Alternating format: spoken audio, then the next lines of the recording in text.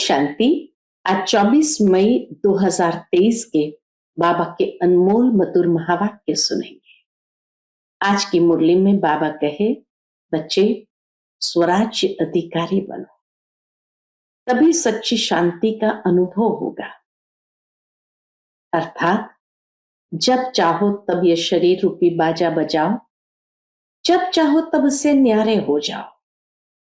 जितना शरीर से डिटैच होते जाएंगे, बाबा कहे सच्ची शांति का अनुभव होगा।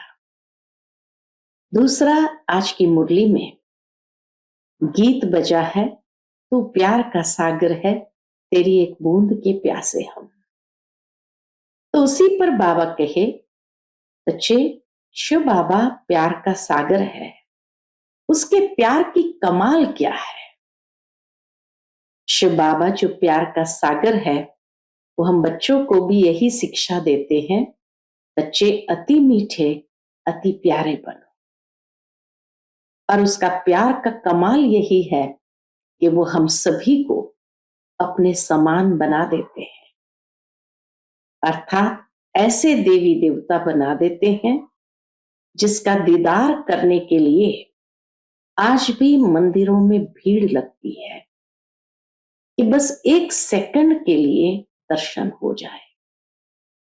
तो कितना प्यार की मूर्ति बाबा ने बनाया है, जो आज भी लोग दर्शन के लिए प्यासे हैं।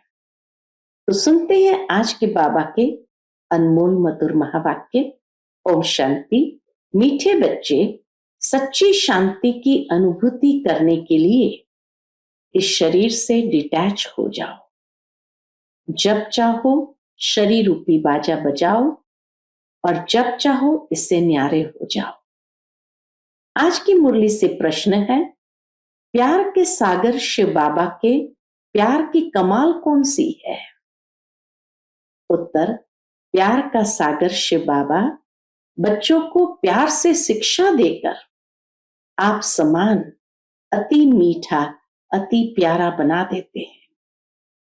उनके प्यार की कमाल है जो तुम पूज्य लक्ष्मी नारायण समान बन जाते हो, जिनके दीदार के लिए मनुष्य की आज भी भीड़ लगती है। बाप आए ही है बच्चों को मनुष्य से देवता, पुजारी से पूज्य बनाने।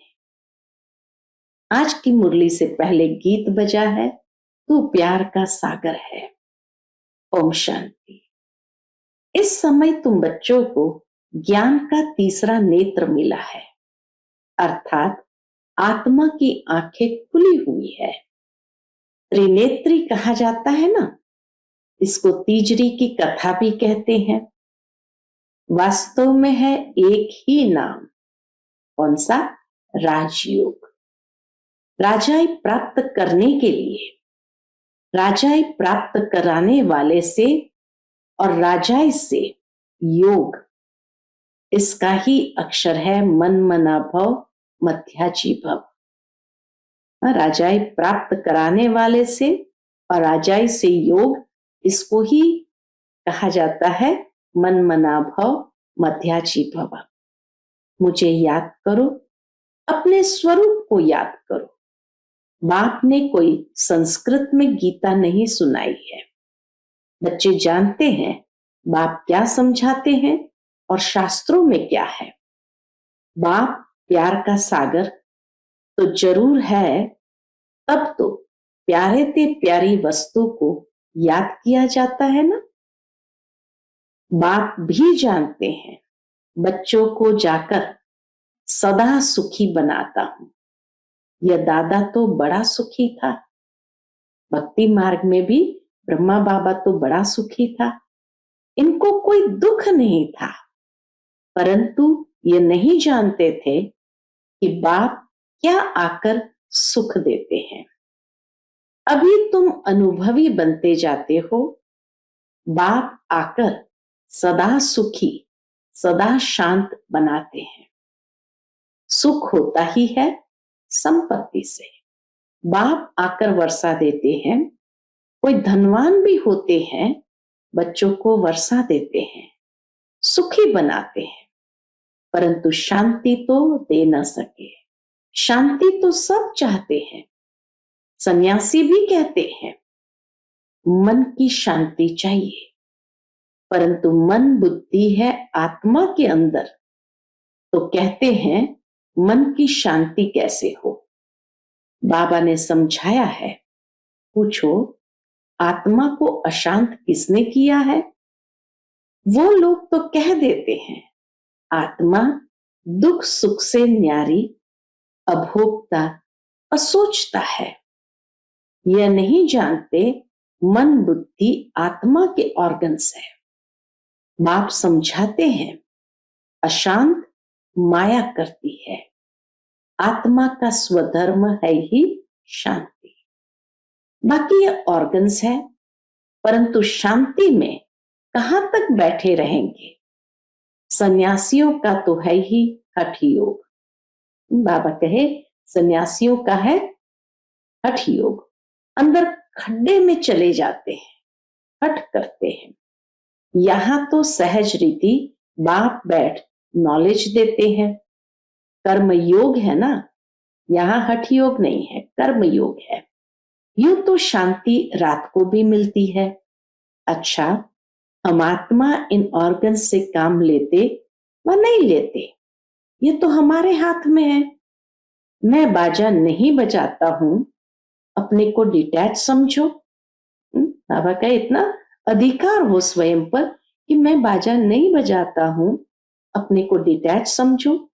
इसमें आंख मूंदने की भी दरकार नहीं। आत्मा इन आंखों से देखती रहती है। आत्मा को आंखें मिली है देखने के लिए, बाकी जबान से काम नहीं लेता हूं, ऐसे ही बैठ जाता हूं। परंतु सिर्फ बैठ जाने से कोई भी फायदा नहीं। फायदा कहाँ है? बाबा कहे फायदा है ही बाप को याद करने से। जब तक सर्वशक्तिमान से योग नहीं, तो कोई फायदा हो नहीं सकता। योग को ही अग्नि कहा जाता है, इनको युद्ध का मैदान भी कहा जाता है, माया पर जीत पाने का मैदान है। योग से तुम्हारी आयु भी बढ़ती है, विकर्म भी विनाश होते हैं, बड़ी खुशी भी होती है। बाबा कहे योग से फायदा क्या? माया पर जीत पाते, आयु बढ़ती है, विकर्म विनाश होता है और बड़ी खुशी होती है। बाप को याद करते करते बाप के पास चले जाएंगे। है तो सब ड्रामा, परंतु बाप हर एक बात समझाते हैं। बाप को याद करते रहो, साथ साथ सर्विस भी करनी है, क्योंकि तुम हठयोगी तो नहीं हो। ऑर्गन्स मिले हैं इसलिए, काम करने के लिए। तुम जानते हो आत्माएं पहले सतो प्रधान रहती है, फिर सतो रजो तमो में आती है। अभी शुरू से लेकर सब तमो प्रधान है। कोई कोई अच्छी आत्मा होगी तो नाम बाला रहता है, परंतु पिछाड़ी वालों में ताकत कम रहती है। पहले आत्मा में ताकत जास्ती रहती है, तो बेहद का बाप है, प्यार का सागर, कितना खींचता है, अर्थात कितना आकर्षित करता है। देखो ये लक्ष्मी नारायण कितने खींचते हैं, कितना आकर्षित करते हैं। उन्हों को किसने इतना मीठा बनाया? कोई नहीं जानते। जो खुद पूज्य थे वही पुजारी बने हैं। तुम्हारे मम्मा बाबा वह भी नहीं जानते थे, अभी जानने से जाग उठते हैं। अहो हम सो देवता है, भगवान बैठ जगाते हैं, माया पर जीत पाने की युक्ति बतलाते हैं। बाकी और कोई हथियार आदि नहीं है। मनुष्य यह भी नहीं जानते हैं कि माया किसको कहा जाता है, बिल्कुल ही बेसमझ है। ऐसे पत्थर बुद्धि बने तब तो बाप आकर पारस बुद्धि बनाए। लक्ष्मी नारायण मोस्ट बिलवेड है। इस समय सब है तमो प्रधान। परमात्मा को न जानने के कारण हिक्कर बित्तर को याद करते रहते हैं। ब्रह्मा विष्णु शंकर को ही नहीं जानते हैं, न परमात्मा को जानते, न ब्रह्मा विष्णु शंकर को भी नहीं जानते हैं। वह है सूक्ष्म वतनवासी। लक्ष्मी नारायण आदि को दैवी गुण वाले मनुष्य कहेंगे। श्री कृष्ण दैवी गुण वाला था सतयुग आदि में। श्री कृष्ण दैवी गुण वाला था सतयुग आदि में। श्री कृष्ण को बहुत प्यार करते हैं, झुलाते हैं। अगर श्री कृष्ण पीछे द्वापर में आया तो श्री राम को भी झुलाना चाहिए, परंतु राम को कभी ऐसे झुलाते नहीं है। जैसे श्री कृष्ण को झुलाते हैं ऐसे नहीं झुलाते। तुम जानते हो आत्मा एक शरीर छोड़ यह भागी कहा, दूसरे शरीर में। देरी नहीं लगती है। सबसे तीखी दौड़ी पहनने वाली आत्मा है। सेकंड भी नहीं लगता है। इससे तीखा रूहानी रॉकेट कोई होता नहीं। बाकी वह सब है जिस्मानी चीजें। तो प्यार का सागर है। ये एक की महिमा गाई जाती है। जरूर कुछ किया है ना, तब तो महिमा गाते हैं ना। अब तुम बच्चे जानते हो शिव बाबा बहुत प्यार का सागर है। कमाल है बाबा के प्यार की। शिक्षा देकर ऐसा लक्ष्मी नारायण बना देते हैं। वह भी कितने प्यारे हैं। उनका दीदार करने के लिए कितने मनुष्य जाते हैं। मंदिरों में कहां कहां जाते हैं। श्रीनाथ द्वारे में दीदार के लिए सोटे यानी डंडे लगते रहते हैं। कितनी भीड़ हो जाती है। बाबा कहते हैं तुम बच्चों को भी इतना मीठा इतना प्यारा बनाता। तुम सो देवी देवता थे, हम सो हम कहते हैं ना। वास्तव में है सो हम सो। करेक्शन करते, हम सो हम नहीं, लेकिन सो हम सो। यानी सो हम बाबा के बच्चे थे, सो हम देवी देवता थे, फिर सो हम क्षत्रिय बने। बाकी आत्मा सो परमात्मा, परमात्मा सो आत्मा, ऐसी बात नहीं है। सो हम आत्मा पूज्य देवी देवता थे, फिर 84 जन्म लेते हैं। सो हम देवता थे, फिर 2 कला कम हो गई, क्षत्रिय बने, फिर वैश्य बने, और 2 कला कम हुई। इसको कहा जाता है स्वदर्शन। 1 सेकंड लगता है इस चक्कर को फिराने में। अभी फिर सो हम ईश्वर की संतान बने हैं। ये नशा चढ़ना चाहिए। इसलिए गाया जाता है अति इंद्रिय सुख पूछना हो तो गोपी वल्लभ के गोपियों से पूछो। अभी हम सो फिर से आकर बाबा के बने हैं। हम सो फिर देवता बनेंगे। हम सो कल रात में थे, आज दिन में है। कलयुगी रात में थे, आज दिन में है। गाया भी जाता है ज्ञान अंजन सतगुरु दिया, अज्ञान अंधेर विनाश। हम बिल्कुल तमो प्रधान थे, अब बाप हमको क्या बनाते हैं। इतने शौक से पालना करते हैं। बाबा को गाली भी बहुत खानी पड़ती है, परंतु समझते हैं यह भी ड्रामा है, नथिंग। बाबा को ड्रामा का पाठ कितना पक्का है। युद्ध के मैदान में मेहनत तो जरूर करनी है। ऐसे नहीं बिगर मेहनत कोई राजाई मिल जाएगी। स्टूडेंट ऐसे थोड़ी कहेंगे कि मास्टर जी आशीर्वाद करो। अच्छा नंबर पाने के लिए तो पुरुषार्थ करना है। ये गॉडली नॉलेज है। भगवान वाच मैं तुम बच्चों को राजाओं का राजा बनाता हूं। इसका अर्थ भी कोई समझ नहीं सकते। तो बेहद का बाप बच्चों को विश्व का मालिक बनाते हैं। कैपिटल यानी राजधानी, यही जमुना का कंठा दिल्ली है। कैपिटल बहुतों के हाथ में आई है। दिल्ली की राजधानी बहुतों के हाथ में गई है। अब तो ठिक्कर बित्तर की दिल्ली है, फिर तो बनेगी सोने की। बाकी ऐसे नहीं, सोने की द्वारका नीचे चली गई फिर निकल आई। लंका कोई और नहीं, इस समय ये सारी दुनिया लंका है। रावण का राज्य चल रहा है। सब सजनियां शोक वाटिका में बैठी हुई है। वहां होती है अशोक वाटिका। यहां तो कदम कदम पर शोक, दुख है। बाबा आकर बहुत मीठा बनाते हैं।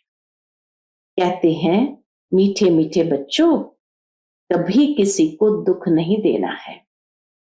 सुख शांति का दाता एक ही बाप है। वह आकर सुख शांति का वर्षा देते हैं। तो श्रीमत पर चलना पड़े।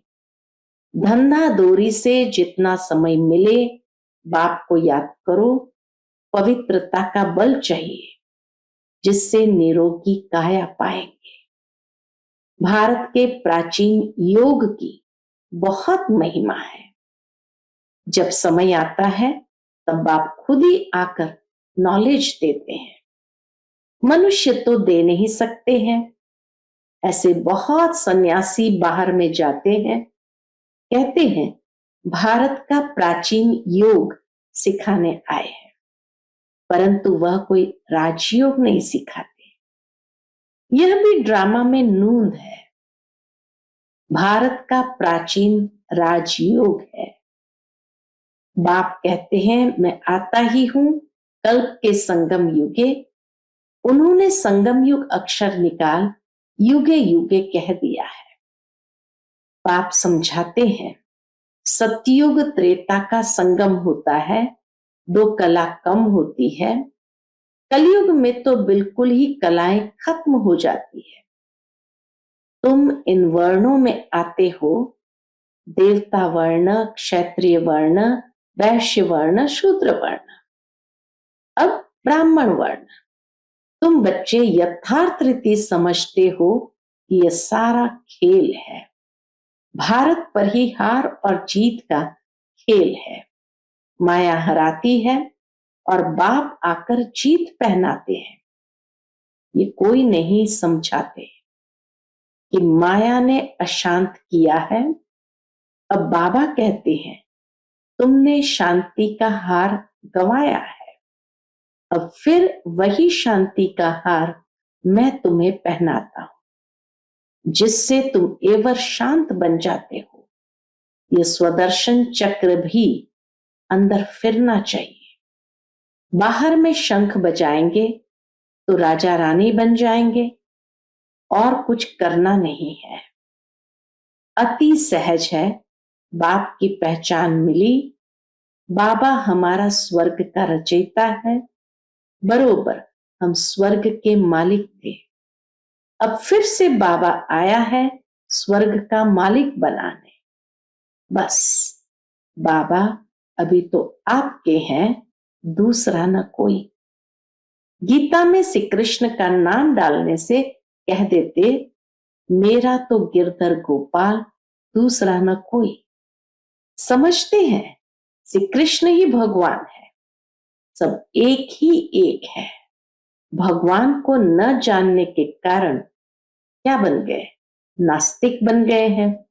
अभी तुम बाप को जानने के कारण आस्तिक बन गए हो। वह है विनाश काले विपरीत बुद्धि। विपरीत बुद्धि माना, अब कहे विपरीत बुद्धि माना परमात्मा से प्रीत नहीं है।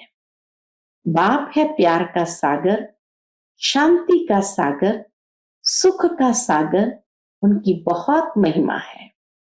ऐसे नहीं, ब्रह्मा विष्णु शंकर सब एक ही भगवान है। नारायण भी भगवान है। राम भी भगवान है, एक तरफ परमात्मा को नाम रूप से न्यारा भी कहते हैं और फिर बित्तर ठिक्कर में भी कह देते हैं।